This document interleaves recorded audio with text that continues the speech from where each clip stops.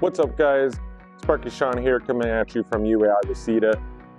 Today I wanted to go over something basic. I feel like this is a good idea considering what we call things as far as our electrical components in the field and what they're actually called per the NEC code book. So for instance, the first thing is Romex cable. We all call it Romex in the field, but it's not called Romex in the code book. It's called NMC cable, or non-metallic cable.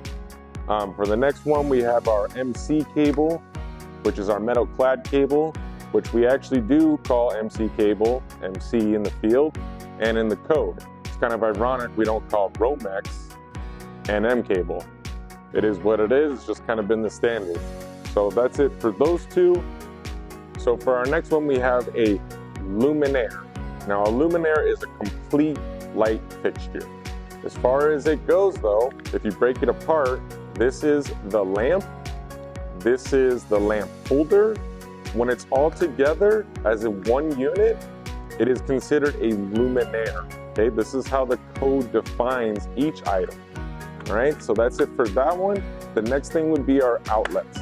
So our outlets, we all call them plugs essentially, right?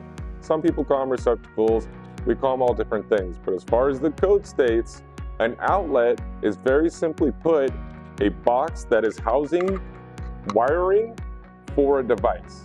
Now that could be a receptacle, it could be a light fixture, it could be an oven. All it is, it's wired, prepared for a device, okay? So that's for outlet. All right, so after the outlet, which is our box with our wires coming in, we also have the receptacle. The receptacle is the actual device itself that goes in the outlet, okay? So don't forget this, all right? Receptacle, outlet, two different things, okay? And we all call them plugs, but realistically, the last thing would be an actual plug, all right? So this plug actually plugs into the receptacle, right? So that's considered a plug. Now the other thing would be the lighting outlet. So for example, a lighting outlet is an outlet with a lighting receptacle, and then you would have your lamp or whatever lighting device that it might be plugged into the lighting outlet, okay?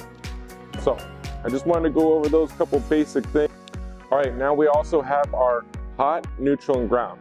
This is our field terminology when we talk about it in the field, right? But the code doesn't talk about a hot, right? It calls it an ungrounded conductor. Same thing with like a neutral. We call neutral neutral, but it's actually a grounded conductor. And then last but not least, ground is grounding conductor, okay? That's how it's stated in the code book. All right, now we're gonna move on to the dwelling unit. So the dwelling unit, that's what it's stated as in the code book. All it is a house or an ADU, a residence where you get to lay your head. But there are some requirements that make it a dwelling unit. So for example, we have a bedroom, a kitchen, and a bathroom. That is required, and depending on your location, state, etc. But those are the minimum requirements in order to be a habitable dwelling unit, okay? So don't go in the code book and look up house or apartment or condominium. Those are not in there. It's either a dwelling unit or a multi-family dwelling unit, okay? So we have to take these things into consideration, all right? Especially when we're talking to our bosses or other coworkers. We want to represent ourselves that we are knowledgeable and we know what we're talking about, all right? So how we communicate and use the right verbiage really stands out, especially for you apprentices. All right, that's it for today, guys. These are just a couple examples, right? I could do an hour, 2 hour long video just on terms alone. But I just wanted to go over some of the most common things considering, especially for you guys that are gonna be taking the test. You're gonna have to know these little things, all right? The last thing I want you to do is be scrambling, figuring out what does this mean? I've never heard this term in my life. Also, please comment. I wanna hear some more. This stuff I feel like is very valuable, especially again, to our apprentices. They're the ones that are gonna be taking care of us, you know, when we're moving up in the trade. So I wanna teach them right. I want them to know both the trade terms, right? The field and the code. I feel like it's very valuable. And I don't want them to look stupid, period.